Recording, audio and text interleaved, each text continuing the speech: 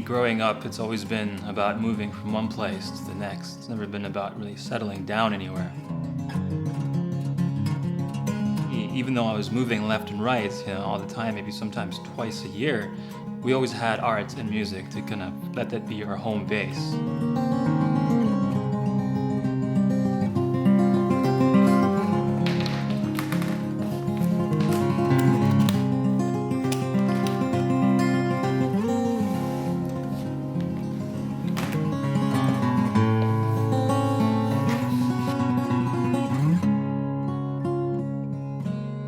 Now, growing up, instead of having toy guns, we had paintbrushes and instruments in our hands.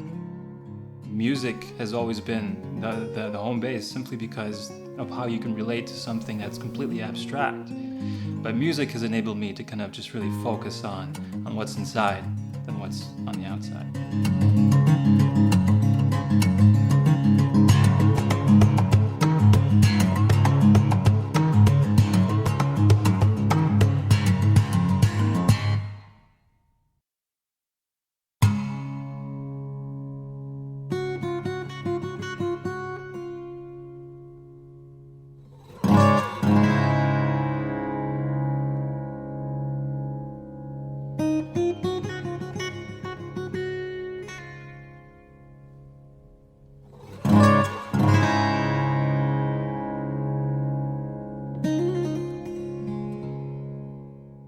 Both my parents were persecuted for being politically active against the Islamic regime in Iran.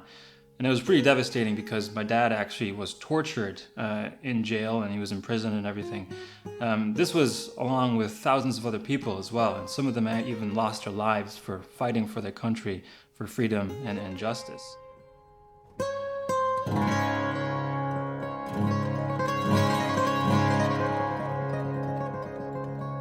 Their incentive, obviously, when this happened, is get out of the country as quick as possible. So they thought, the quickest way to do this would be through Azerbaijan to the north.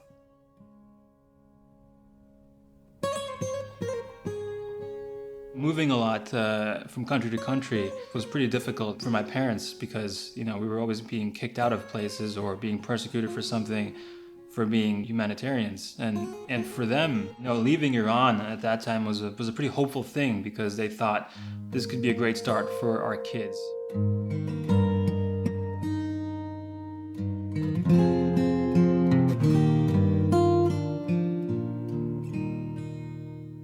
For us to find a home in West Germany was the start of a new beginning. We actually had a pretty tough time at first, but after adapting yourself to a country and even a city, you start to see the potential of your surroundings and everything. So for me, being a child, it was actually the most ideal place for me personally to have been brought up. The experiences I had, growing up has always been around family and friends. Every time we had gatherings or birthdays, we always had a big feast. We invited everyone, all the friends, and the whole school would know about it. So again, I think this was my parents' kind of a way of making us feel like Germany is going to be our home, our final destination.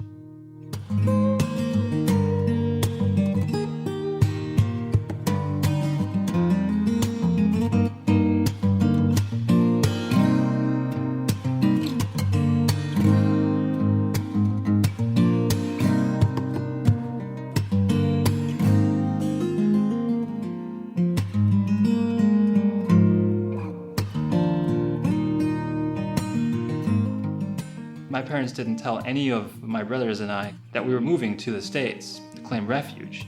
They told us we're going on a vacation. And then, 2 months into the vacation, we're still in the States, living in an apartment. We're wondering, what the hell's going on? My first memories of arriving to the States was pretty tough, I remember. Not having spoken a word of English at that time, it was very difficult for me to speak the language. When I was in Austin, I had seen a guitar laying on my friend's couch. I picked it up and then I asked my friend to kind of teach me a couple chords. And, because I'd played violin at the time before, it was pretty easy for me to kind of get the fingering of the chords and everything. Once I learned those 2 chords, I came back to him the next week and I could actually play them a little bit better than him. This was the catalyst of the guitar for me.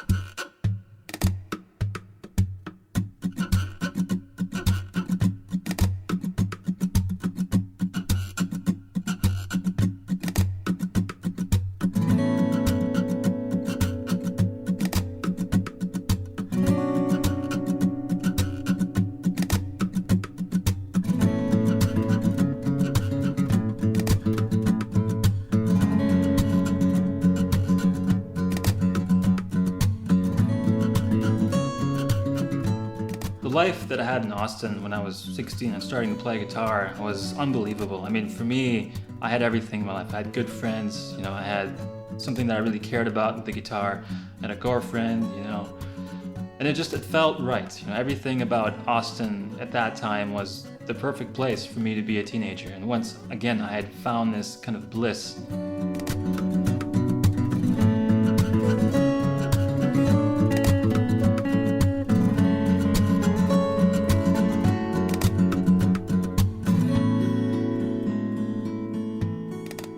In 2001, when the 9/11 attacks happened, the US government set out this new act called the Homeland Security Act, which affected us. We were actually living in the States without legal papers, so we were basically in limbo. We actually got a letter from the US government that claimed that we had to leave the country within 30 days or be deported, be forced, to be deported. And within 30 days, my whole family literally had to sell our cars, our house, our paintings, our instruments even. Our whole life went down the drain. When that happened, all we could take is literally what we could fit in our hands. So we couldn't go back to Germany because Germany would have sent us back to Iran, and then my parents would have been, probably executed, and that wasn't an option for us. So that was our case when we went to Canada to claim refuge. Arriving in Canada for the first few months was devastating because we were living in a shelter actually, and all we did at that time was pretty much get on each other's nerves because, none of us were really happy with what was going on. And I remember all four of us, had an outlet, whether it was drawing or playing music or writing even. And this is where really, I think, where I found my voice on the acoustic guitar.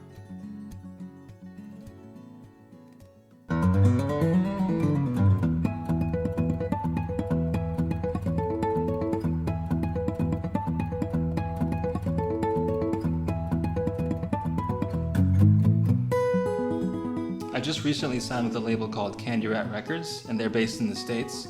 And they specialize in people who play like me, a very, solo acoustic guitar, percussive style, slapping, and things like that. And what that means for me now is that I've got a huge audience to share my music with. And this was always my goal and my dream to not only make a living off music, but to share music and hopefully have people feel what I feel or have felt with the guitar. I've learned in my life not to take too many things for granted and to cherish everything that you have because it can go just as quick as it came. For me, it's very important that I have music always in my life.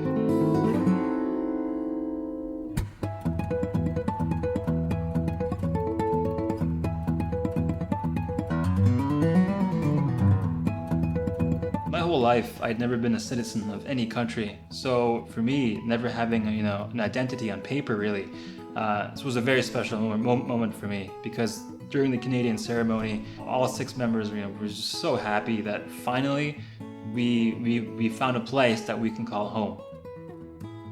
Being a Canadian citizen has given me the stability to look back on my life and write about it. My new album, the Lamaj Movement, is the story of my life.